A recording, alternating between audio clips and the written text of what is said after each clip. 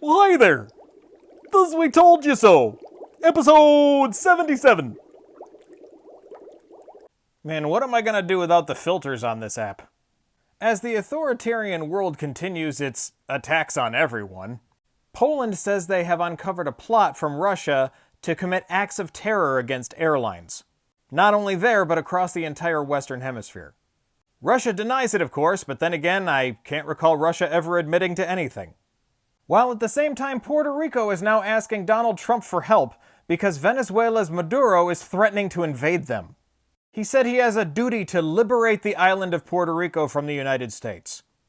This comes shortly after Maduro took his third oath of office after the election was heavily criticized as being fraudulent. Insert relatable joke here.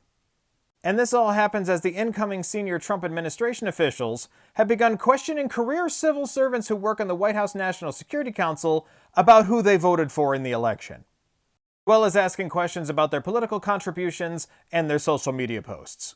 This is part of Trump and the Heritage Foundation's goal of Project 2025 of getting rid of anyone in the government who they think might disagree with their agenda, replacing thousands of government officials with Trump loyalists.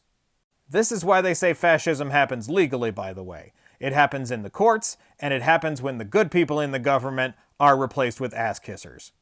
Meanwhile, amidst Donald Trump's continuous claims that he wants to take over Greenland, amidst his claims that he thinks Greenland is full of MAGA supporters, after it was found that Don Jr., when he visited Greenland, bribed people to pretend they were MAGA supporters, J.D. Vance is telling Fox that we won't have to use force to take over Greenland. We already have troops there. A very thinly veiled threat of the takeover of a sovereign nation from the inside. And now for something completely different. People with chronic illnesses resulting from long COVID have been dismissed and disbelieved and pushed into psychiatric wards. These people who have been suffering from a range of chronic illnesses ever since bouts with COVID-19 are being pushed into psychiatric care by doctors who are telling them that their illnesses are made up. Meanwhile, in 2022 data from the CDC, nearly 7% of adults have had long COVID. Especially with people like RFK Jr. about to be head of the health department, are they going to claim that nearly 10% of Americans now need psychiatric care because they have chronic ailments from an illness that is known to weaken the immune system?